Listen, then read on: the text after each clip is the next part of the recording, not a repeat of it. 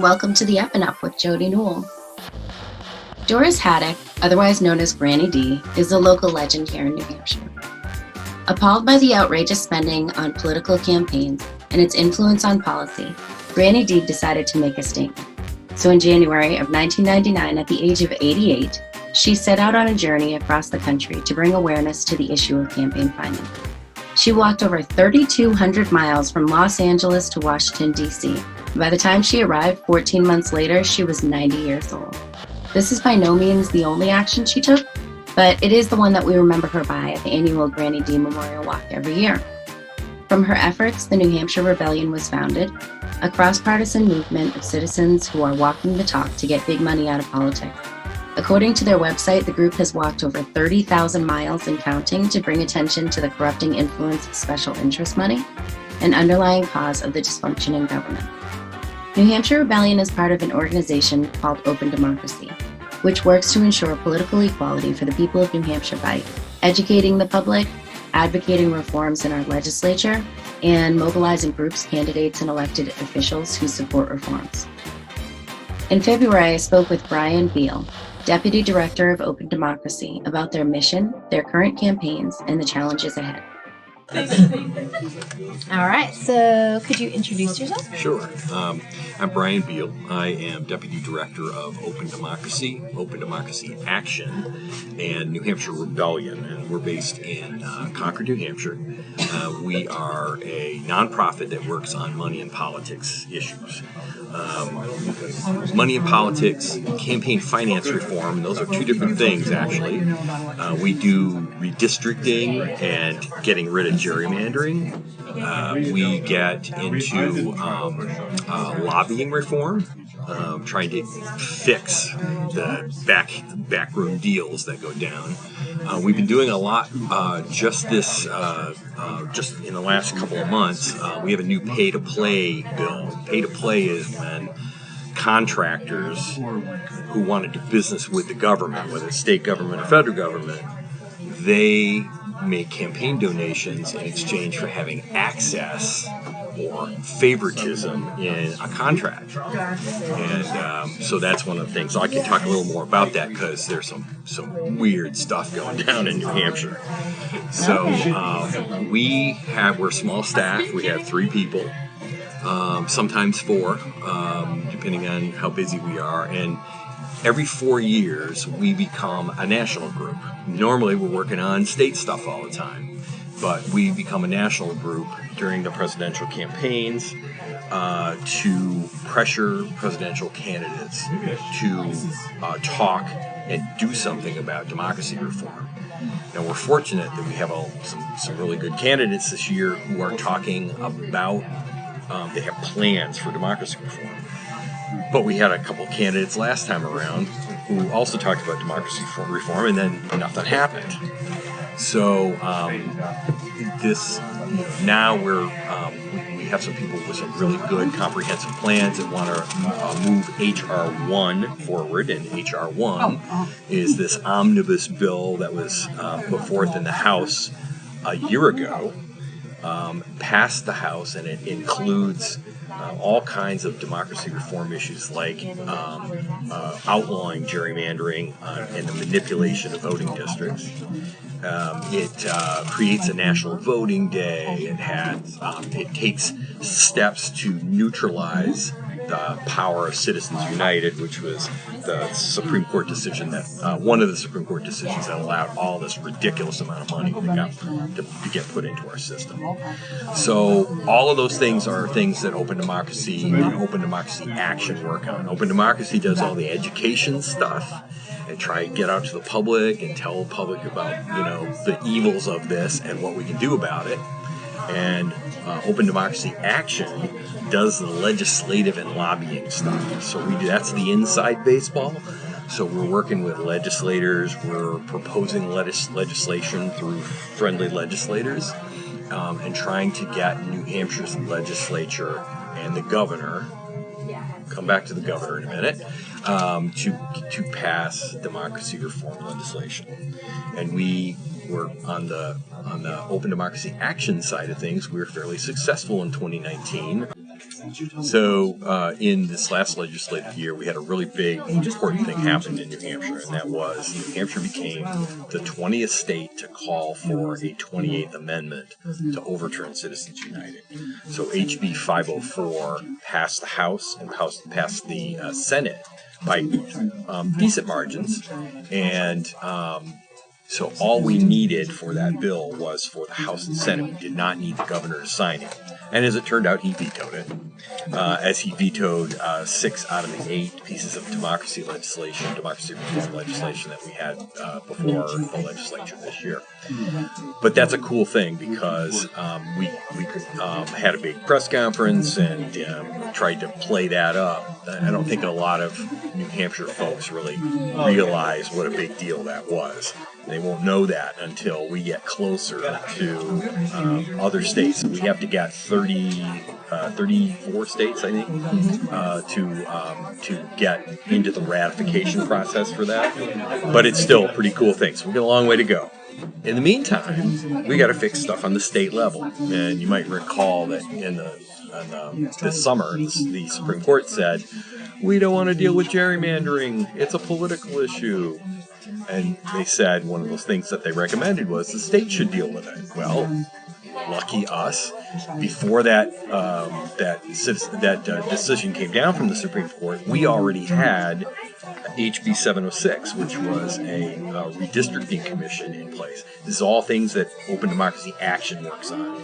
So we mobilized a whole bunch of people, and we got a unanimous vote in the House election law, unanimous vote in the Senate election law, a unanimous vote in the Senate, so bipartisan all the way along, and we got an overwhelming positive vote in the full House.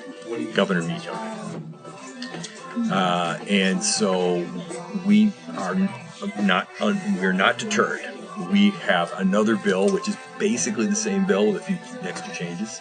That is in 2020, and we're working on that now, right? And this takes everybody in order. In this, if you don't know what gerrymandering is, it is the manipulation of voting districts to give one side or the other an advantage. So what happens is there's packing and cracking, and we'll stuff a bunch of Democrats into one, leaving Republican districts around it to be safe Republican districts. Keeps incumbent legislators in place indefinitely, as we found out. In New Hampshire, it's a Republican thing. In other states, it's like Maryland, the Democrats have done it to the Republicans. So it is a bipartisan problem. And this is something that we have allies around the country that work on this. So the Independent Redistricting Commission, these bills I'm talking about, are going to make it so that it's a level playing field, and that's what we want. We want a level playing field. It's all the voters want. They want to know that their vote has counted, right? They don't want it to be know that there's cheating going on and their vote doesn't count. So that's something we're working on. Just recently, just in the last few weeks actually, we have a more fun version than all the gobbledygook that comes with gerrymandering. We just started something called the Campaign Finance Corruption Choir. And this was something we thought of this summer when we were thinking about what we were going to do in the New Hampshire primary as kind of a fun thing to do. And we liked this idea because it's, makes you smile, people singing funny songs. And so we percolated for a couple of months, and we finally decided to go forward with it. So we have like 20 people signed up for this. We call it the Corruption Chorus for short.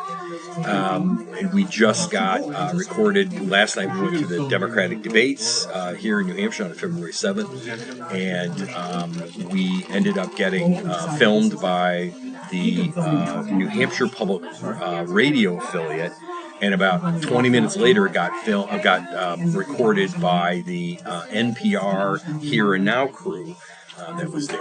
So we think we're onto something here because, people gather around, everybody's taking cell phone video, and we have a lot of people. We even have people singing with us, which is great. So this time, we're just about to do an event, like in the next hour. And we have sing-along sheets, so we're going to hand out song sheets and get people to sing along with us.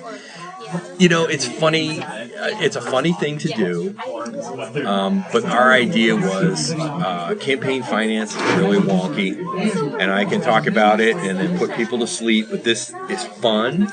It's engaging for our activists. They're having a blast, even though they're going to be out there in 25-degree weather or less tonight. But it gets a message to people, and they I think they wonder, like, who are these crazy people and why aren't they out there in 25-degree weather singing about this stuff? They must be important. That's what I want them to get out of this. So that's a neat thing. Another thing we do under our Open Democracy banner is we have something called the New Hampshire Rebellion. That was very active 2014, 2015, 2016. So the origins of our organization, Granny D. Haddock, her name was Doris Haddock. She was a grandmother in Dublin, New Hampshire, and she walked, when she was 90 years old, she walked 3,200 miles from Pasadena, California to Washington, D.C. And she was walking for campaign finance reform. She had a sign on her chest, and she talked to everybody who talked to her. There are a couple of really great documentaries that are online, so please go out and look for those. One that I don't think it's online, but is the best one, I think, is Granny D Goes to Washington. The most recent thing that we're working on, and these are in their infancy, but we have started regional democracy teams around New Hampshire. We have 6 of them in the North Country, in the Upper Valley, Monadnock region, the Southern New Hampshire area, the Seacoast, and Central New Hampshire. And what we're finding is activists, they have to travel a long time to come to our headquarters in Concord if they live out in the outer reaches of the state. And so the democracy teams are going to allow them to be active in the local community and trying to bring that message of democracy reform.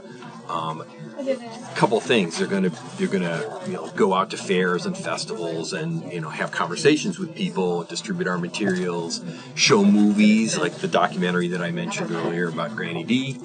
Some of the things from Lawrence Lessig, who is Professor Lawrence Lessig is one of the major voices in campaign finance reform from Harvard, and we're also going to entrust these democracy teams to talk to their local state reps. Now in New Hampshire, for those of you who don't know, we have 400 state reps in a state that has 1.33 million people.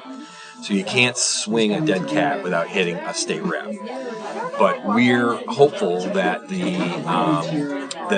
our regional teams will develop relationships with our state reps and make sure that they're paying attention to the democracy legislation that comes in, voting rights and gerrymandering and the disclosure and LLC loophole and all the different things that we work on. So we're hopeful that these teams will play a role, but still give people an opportunity to work right in their own backyard on saving our democracy and making sure that it is working for the voters and not for the big fat cats who are starting to affect. They totally affect our federal elections.